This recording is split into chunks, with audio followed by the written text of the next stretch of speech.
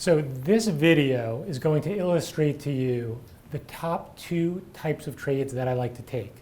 Number one is the catalyst trade, and number two is the second day play, which is basically an outgrowth of the catalyst trade on the following trading day. What I don't do in this video is I don't highlight the stock selection process to find these stocks that have strong catalysts.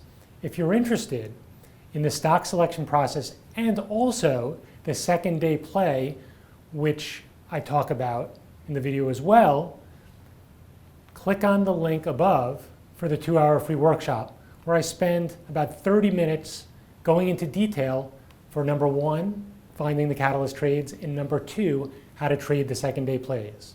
But in the meantime, you'll get two good examples of stocks that had large gaps where I get into a discussion of how to trade these, and pay close attention to what I say in terms of number one, developing a game plan based on pre-market action, and number two, how I'm using price action after the market opens to help inform my trading plan as well. We want to be prepared before the market even opens for contingencies, and number two, we don't want to just stick to a plan or not adjust our plan if we're seeing certain things in the price action in these stocks. And so those are two things to pay attention to in the examples in the video as well. One of the reasons why it's so important to have the plan in advance is in lower time frame trading, our decision-making process is very compressed. We have to make a lot of decisions very quickly and react as things change. And so it's important to pay attention to those aspects of the video as well. And enjoy the video. And once again, the link below the video or the link up here, you can click on. We'll pull up the registration for the 2-hour workshop.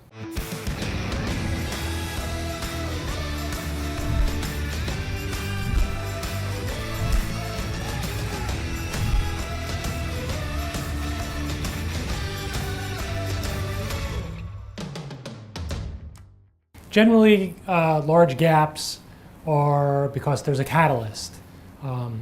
Really good earnings, drug approval, company raises guidance ahead of the next quarter, things of that nature. And what happens is the stock will close at a certain price the prior day, and then in what we call the pre-market, before the official market opening hours at 9:30 a.m. Eastern time, some exchanges, there'll be what's called pre-market trading. And we start to get an indication of where these stocks will open in relation to the prior day's close. And so they have these strong catalysts, they're going to open higher. And one of the first things I look at is the longer term chart and time frame. And the reason I do this is I want to see how market participants are positioned coming into this day. And so we're going to take a look at these two examples. We'll look at the long-term charts. We'll get a sense of how people were positioned and how this impacted my thought process and whether it caused me to lean one way or the other coming into the day, whether it be long or short. The next thing is the nature of the catalyst. I think to a certain extent, I may be in a very small minority in the short-term trading world in how I will use the nature of the catalyst. Sometimes this can be a huge advantage in very small specific types of catalysts that short-term traders may not pay attention to or not understand.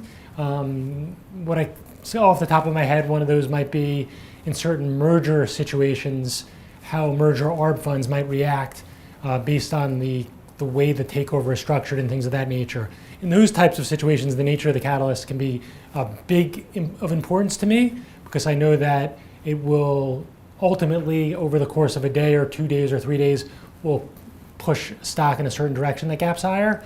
And then sometimes to a lesser extent, and I'll go through the examples of catalysts for these two setups as well. And then finally, the tape, something we teach reading the tape. We have a reading the tape course. We have reading the tape mentoring sessions every day. And the reason why we continue to teach this and we see that the top traders on the desk are quite good at it is because when you drill down into the lowest possible time frames, what you're doing by examining the tape very closely, the tape is time and sales and also the level 2, the bids and the offers. And by looking at the time and sales and the bids and the offers, we're getting a sense of, on a very, very micro level, on a very short time frame where the buyers are, where the sellers are, and moment to moment are they controlling. And when you put that together with the price action, and when you put that together with the catalyst, if it's a very important catalyst, and if you put that together with how people are positioned coming in, all those things together are going to give you the largest possible edge and allow you to put on the most risk responsibly.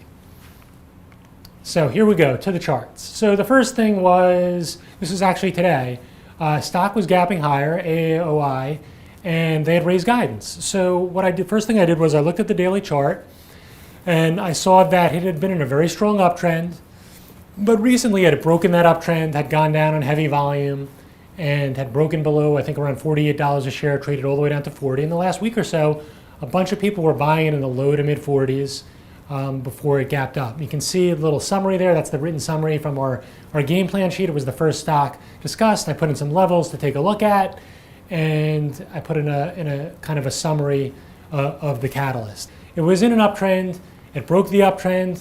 Had sold off a bunch recently. So sellers, from a big picture perspective, sellers are in control, and we know in the last week or so that a bunch of people got in at much lower prices in the mid to low 40s. The stock was gapping up above $50 a share. So a bunch of people are 15, 20% in the money in a stock that had recently broken down technically on the higher time frame.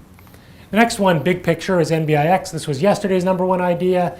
This news actually caught my attention. It's not a stock that I normally have trade or have maybe even traded in the past, but the news seemed very important. And I also liked how this, on a bigger picture time frame, had basically just been consolidating, moving sideways for a very long period of time, was being bought in the low 40s, was being sold in the high 40s to low 50s. And the news that came out was they got a drug approved.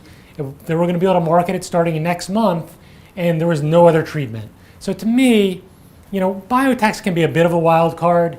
Sometimes you get approvals and they sell off quite a bit because they were anticipating the approvals.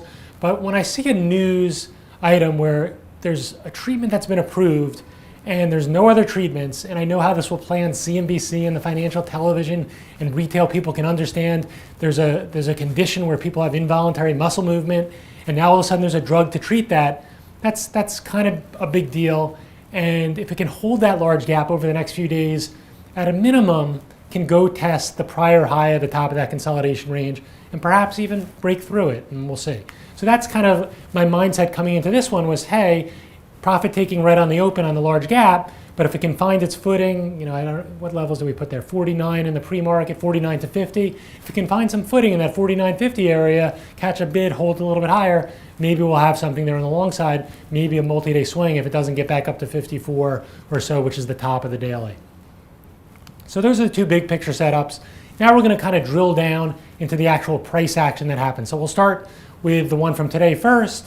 This was AAOI. And I left my markup. We talk about this in the morning meeting before the market opens. And we kind of run through the scenarios.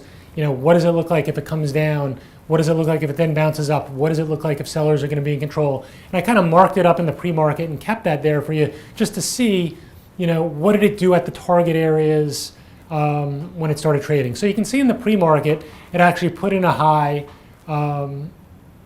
around 51 and change a share. You can see at the top of the chart, there's an X there, which I thought maybe in the pre-market right on the open, if it got there, that would be your safest, best risk-reward short. But we also understood that $50, where it was gapping above in the pre-market, if it first move was down from there, then we were looking at 48 and 47, the next kind of support area. So first move was down. I did not short it in the pre-market. I shorted it right on the open. And if I can't get the best prices, and this is a rule you should generally follow, if you can't get the best risk-reward prices, you put on a smaller position. You still want to participate if it's moving in the direction that you're expecting, but you want to put on some less risk because the risk-reward isn't as good as on those entry prices. So first move was down. It took out 49 right away, came into 48. You can kind of see tried to bounce. And what did it do when it came up to 48? It stopped right there and started the second leg down. And so that was kind of your confirmation. First drive is down, pops back up to what we had as potentially a first support and acted as resistance. And so then you got your second leg down. I think ultimately it got down to that, kind of worst, what I thought was kind of worst case scenario around the 45 area. It went through a little bit. Now it's starting to bounce. we'll see where it ends up closing for the day. So good example of we thought that the bigger picture, remember bigger picture, broke the uptrend.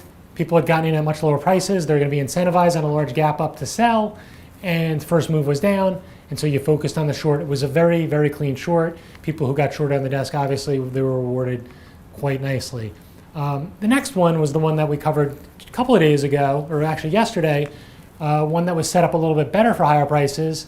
This one came in on the open on the profit taking and stopped on the dime right at 50.